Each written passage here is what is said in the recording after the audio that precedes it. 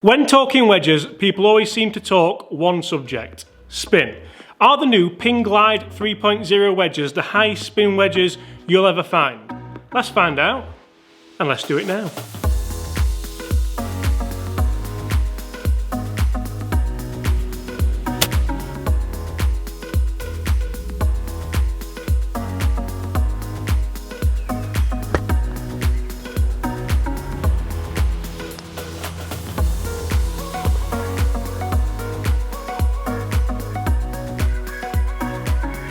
Hi everyone, James Robinson here. If you're new to the channel and this is your very first time watching my content, first of all, welcome to the channel, and second of all, please don't forget to hit that subscribe button before you leave. On this channel, I bring you guys golf-related content every single day that helps you raise your game, lower your handicap, and hopefully just gets you enjoying golf loads more. In today's video, we are talking a brand new offering to the wedge market from Ping. It's only the Glide 3.0. Now, when it comes to wedges, it's no surprise if you watch any of my content, you will all know that I am a huge vokey wedge fan. And I've never really ever even considered Ping for wedges, which is a strange thing because they've always seemed to make pretty good wedges. The Glide wedges, the Glide forged wedges, the Glide stealth wedges, the Glide 2.0 wedges, the old school Tour S wedges, the old school ISTK wedges, the old school Ping i2 wedges. Hold on a second.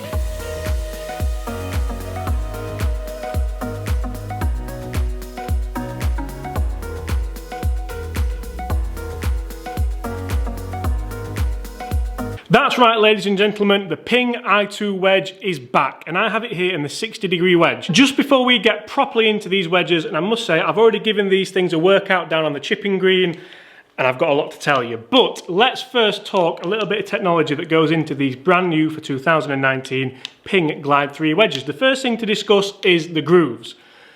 And there's one massive thing here which Ping fans may like and may not like. The bottom groove isn't white. I know, right? However, we do have this little half groove in the bottom, which is designed to give you a lot more spin over full shots. In actual fact, Ping are claiming an extra 1000 RPM, which is a lot of spin. All the grooves are wheel cut to be deeper and sharper to give you the most spin possible. Notice I'm saying the word spin a lot here. As opposed to last year's Ping Glide 2.0 wedges, these wedges have a total combined mass that is 15 grams lighter. That's 5 grams in the head, 4 grams in the shaft, and 6 grams in the grip, believe it or not. Grip wise, this is an interesting one because I've never really been a Ping wedge kind of person, and I've never really been this kind of long grip kind of person either, but I must say, when I've been out there working with these wedges today and trying to work on different yardages to gauge different spin and things like that, these little arrows on the grip do help, you know, to kind of grip down a little bit to play your shorter shots, then grip up the club a little bit to play your longer shots. So for example, I'm testing 100-yard shots here. I'm going to grip it on the third arrow, and then I'm going to go. Oh, don't you love ball residue on the face of a new wedge?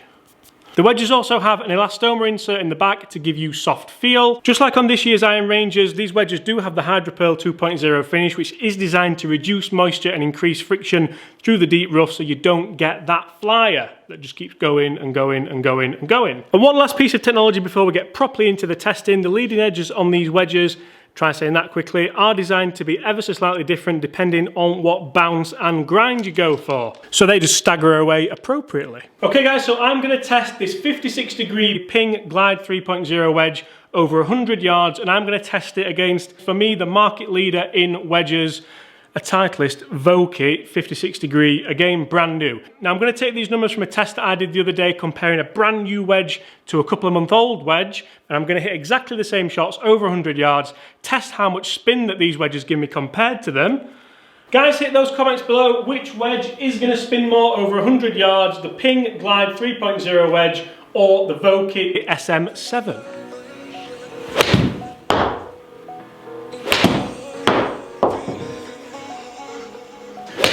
So if you want to leave me to hit about 1 million of these over 100 yards, I'm going to take you outside and I'm going to show you some of the testing that I've done with these wedges out on the chipping green and out the bunkers, again, where I feel like these clubs really truly matter. Then we're going to get back in here, I'm going to tell you exactly what I think about them around the greens. By that time I'm going to have hit 1 million shots on here to bring you the spin rates.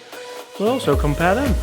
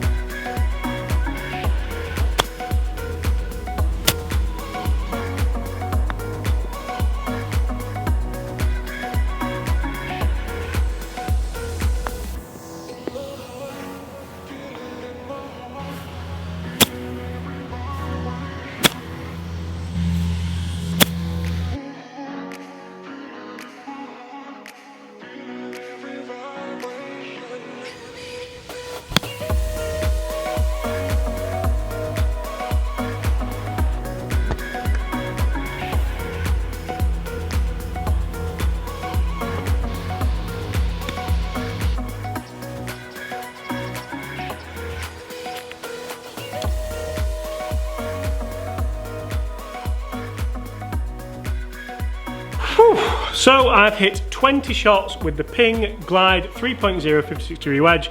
But first of all, let me talk to you about these things around the greens. Let's talk short game, because for me, wedges, I can sort of hit anything from 100 yards. It doesn't really seem to bother me. Don't get me wrong, it has to feel nice, but I don't feel like that is why I buy wedges. I miss a lot of greens. Honestly, I do. You may not believe me, but yeah, I do. But it is vital for me that the wedges feel nice around the greens, look spectacular around the greens, and do exactly what I need them to do around the greens in order to make a score. So as you can see there, I've given all three of these wedges a very, very, very good workout. Now earlier on, I told you about the 4 different sole options that you can have in these Ping Glide 3.0 wedges.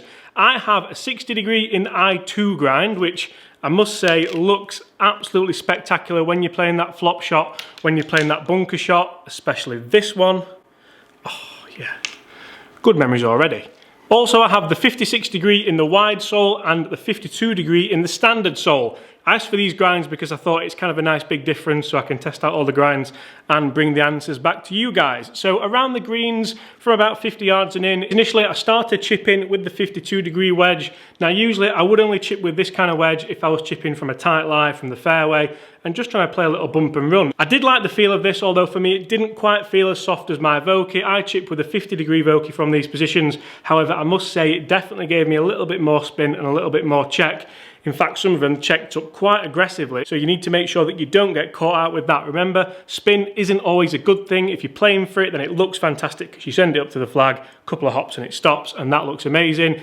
If you chip it halfway up a green and it spins and stops, you just look a bit silly really, don't you?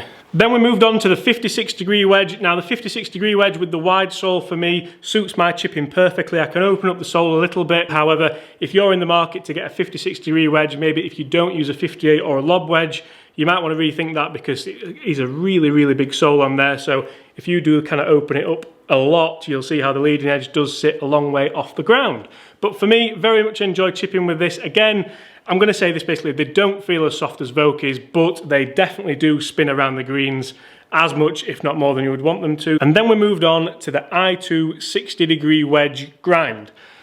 Now, I'm not going to lie, I spent most of my time around the greens with this thing because I am a big lob wedge fan. I always use my lob wedge, well, most of the time around the greens, always use it out of bunkers predominantly. And what I do like about this I2 grind is you might see here how I am hitting it a lot out of the high toe there, especially from bunkers. You can really see those kind of wear marks there.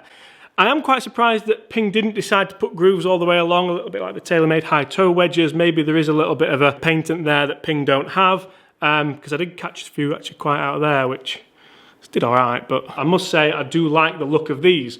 One thing which I think I touched on earlier, which is a huge, huge, huge thing to get used to for a Ping wedge, is the bottom groove isn't white. Okay, so that's the verdict for me for these wedges from around the greens. Now, before I talk you through the spin numbers for the 100-yard shot, I'm going to throw up the numbers for the new Vokey SM7 wedge, and we can take a look at those. So as you can see, I've got 102 yards total, club head speed of 78.2, making a ball speed of 86.7, which all really we're looking for here is the spin number, which is 8,857. So we're going to now look at these shots that I've hit here. I've hit the same number of shots with the same golf ball, same person, same everything. Let's take a look and let's see if these Ping Glide 3.0 wedges are, in fact, the most spinning wedges ever. So as you can see here, guys, we are looking at the top column because I'm very, very lazy and didn't kind of reset it from the test the other day. Total 99, which over 20 shots, I'm very, very happy to say that distance control isn't too bad. Now, club head speed 81.3, which is 1 or 2 miles an hour up on the Vokey wedges. Ball speed 85 bang on, which is 1 mile an hour less than the Vokey wedges. But this is the number we've all come to see. The spin rate, 9,120 as opposed to 8,857. Okay, so that's 9,120 divided by, 9,120 minus 8,857, which leaves a total difference of 263 revs per minute difference in spin rate. Now, I'm not going to lie, I don't think most people would notice that difference in spin rate. I'm not going to say there's much in those wedges at all. Now, if we do want a definitive answer as to which wedge does spin the most, I guess we're going to have to say the Ping Glide 3.0 does take it. Now, I've struck most of those shots pretty good. I've got a lovely little bit of ball residue on the face of these clubs now, and I must say that around the greens, I absolutely love the return of the Ping i2 wedge shape. I think it looks fantastic, fills me with confidence out the bunkers. I think the other ones I don't really mind. Like I said earlier in the video, I'm a massive lob wedge fan. I use lob wedge a lot because I have to, because I miss a lot of greens. So for me, the lob wedge there is a fantastic shape. I'd love to see other brands maybe start to bring out some funky shaped lob wedge as well, because I did like the high toe wedge, and the PM grind Callaway wedge is also there on my list of favourites. So guys, thank you so much for watching. I do hope you've enjoyed that review on these Ping Glide 3.0 wedges. Make sure you hit those comments below. Would you consider moving into Ping wedges? Are you a vokey fan? Are you a Callaway wedge kind of guy? Or maybe you're still rocking the old Clevelands? Guys, thank you so much for watching. I do hope you've enjoyed that. Make sure you do hit that subscribe button if you haven't already. Leave me a like if you enjoyed that video, and as always, I'll see you tomorrow.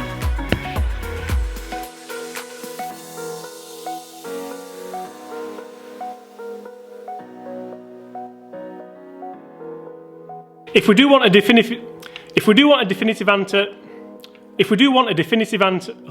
come on. Now, if we do want a definitive